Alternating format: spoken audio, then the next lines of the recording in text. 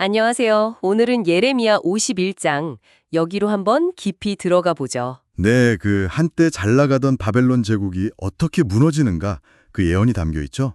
아주 강력합니다. 맞아요. 당시에 뭐 거의 세계 최강이었잖아요. 근데 하나님의 심판 아래서. 그 그림이 정말 생생하게 그려져요. 그렇죠. 이게 근데 단순히 한 제국이 망하는 그런 이야기가 아니고요. 그 너머에 있는 하나님의 어떤 공의, 또 뭐랄까, 주권, 이런 걸 보여주는 거거든요. 그리고 당신 백성을 향한 그 마음까지도요. 네, 맞습니다. 그러니까 바벨론의 죄가 뭐였는지, 그리고 그에 따른 심판, 또 그 속에서 이스라엘에게는 어떤 메시지가 있는지 이런 걸 중심으로 살펴보면 좋을 것 같아요. 딱 시작부터 강렬해요. 하나님께서 멸망시키는 자의 심령, 이걸 부추겨서 바벨론을 치시겠다. 이렇게 선언하시죠. 네, 그 비유가 참 인상적인데 키즈라듯이 타국인을 보내서 그 땅을 완전히 비워버리겠다. 아, 키질이요? 곡식하고 쭉정이 가르는 거. 네, 맞아요. 알맹이는 남기고 껍데기는 날려버리듯이 그렇게 바벨론을 심판하시겠다는 거죠. 군대는 그냥 속수무책이고 거리에는 죽음이 가득할 거다. 뭐 이런 예언들이 이어지고요. 근데 여기서 중요한 점은 이게 그냥 일어나는 게 아니라 하나님의 계획 안에 있다는 거잖아요. 정확합니다. 특히 11절 보면 메대 왕들의 마음을 부추기신다고 나오는데 그 이유가 그의 성전을 위한 보복이라고 딱 명시가 되어 있어요. 아, 성전 때문이군요. 그냥 정치적인 이유가 아니라. 그렇죠. 한때 온 세상을 취하게 하던 금잔 같았다. 이런 표현도 나오잖아요. 네네, 7절에요. 바벨론이 그만큼 매력적이었지만 결국엔 독이었다는 거죠. 근데 그 잔이 갑자기 깨질 운명이라는 거예요. 그 금잔 같던 바벨론이 왜 이렇게 갑작스러운 파멸을 맞게 되는 걸까요? 이유가 분명하죠. 본문은 구체적으로 바벨론이 이스라엘에게 했던 그 폭력, 학대를 지적해요. 아, 네, 느부갓네살 왕이 이스라엘을 그냥 삼켜버리고 빈 그릇처럼 만들었다. 이런 표현이 나오거든요. 너무 생생한데요, 그 표현이? 그렇죠.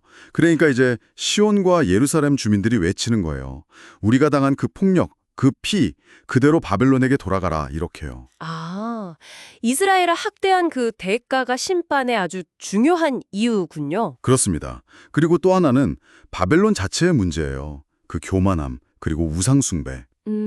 교만과 우상숭배. 네, 하나님께서 스스로를 멸망의 산이라고 하시면서 바벨론을 심판하시겠다 이렇게 말씀하시거든요. 한때는 강력했지만 이제는 그냥 태워버릴 산처럼 여기시는 거죠. 와, 멸망의 산. 특히 그 바벨론에 주신 벨이라는 신이 있잖아요. 그 신을 직접 벌하시겠다, 또 우상들을 심판하시겠다 이렇게 거듭 강조하세요. 종교적인 핵심을 바로 치시는 거네요. 그렇죠. 이건 뭐 바벨론의 정체성 자체를 흔드는 거죠. 만물을 창조하신 진짜 하나님 여호와의 능력하고 사람이 만든 헛된 우상을 아주 극명하게 대비시키면서 심판이 정당하다는 걸 보여주는 겁니다. 이야, 정말 무시무시한 심판인데요. 근데 그 와중에도 하나님께서 당신 백성들이 잊지는 않으시는 것 같아요. 바로 그 점이 중요해요. 그 심판의 메시지 속에서도 계속해서 바벨론 가운데서 도망쳐 나와라, 내 생명을 구해라, 이런 외침이 들리잖아요. 네, 맞아요. 6절 45절에 계속 나오죠. 이게 뭘 의미하냐면 하나님의 궁극적인 관심은 심판 그 자체가 아니라 당신 백성과의 관계 회복 그리고 구원에 있다는 거죠. 아, 칼을 피한 자들, 그러니까 살아남은 사람들에게는 멈추지 말고 멀리서라도 여호와를 생각해라. 예루살렘을 마음에 두라. 이렇게 권면까지 하세요. 그러니까 죄는 지었지만 완전히 버리신 건 아니다. 그렇죠. 이스라엘과 유다가 죄로 가득했지만 하나님께 버림받은 게 아니고 결국에는 그들의 공의를 드러내시겠다. 이렇게 약속하시는 거예요. 바벨론의 멸망이 곧 이스라엘에게는 구원이고 정의가 실현되는 사건이 되는 거죠. 와, 정말 이 예언이 그냥 말로만 끝나는 게 아니라 반드시 이루어진다는 걸 보여주려고 예레미야가 아주 특별한 행동을 지시하잖아요. 스라야라는 인물에게요. 네, 맞아요. 그 마지막 부분이 상당히 상징적이고 극적이죠. 네. 스라야라는 사람이 이 모든 예언, 이 재앙에 대한 말씀을 책에 다 기록해서 가지고 가요. 바벨론에요. 네. 거기서 이걸 다 읽은 다음에 뭘 하냐면 그 책에다가 돌을 매달아요. 돌을요? 무거운 돌을. 네. 그리고는 그걸 유브라데강 그 한가운데 던져 놓으라고 해요. 유브라데 강이에요? 바벨론의 젖줄인데? 그렇죠.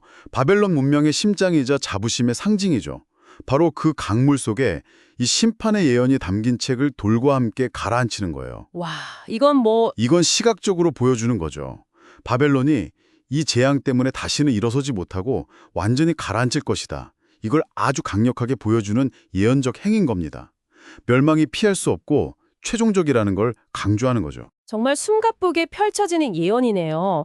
그 강대했던 제국의 허망한 끝을 보면서 동시에 그 뒤에 있는 하나님의 공의, 주권, 그리고 그 절망 속에서도 당신 백성을 향한 그 신실한 계획이 함께 드러나는 것 같습니다. 맞습니다.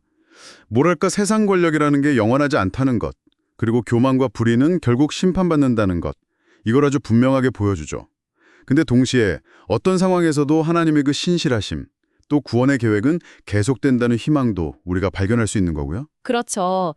역사의 큰 흐름 속에서 개인이나 공동체의 운명이 하나님의 더 큰 그림과 어떻게 연결되는지 좀 생각해 보게 되네요. 네, 그런 성찰을 하게 만드는 장이죠. 오늘 이야기를 마무리하면서요, 청취자 여러분께 이런 질문을 한번 던져보고 싶습니다. 역사를 보면 정말 강력했던 제국들이 결국에는 흥하고 또 망하는 걸 반복하잖아요. 그 이유는 뭘까요? 그리고 이 오래된 예언 속에서 오늘날의 세상과 또 우리 자신에 대해 무엇을 배울 수 있을지 한번 깊이 생각해 보시는 시간을 가지시면 좋겠습니다.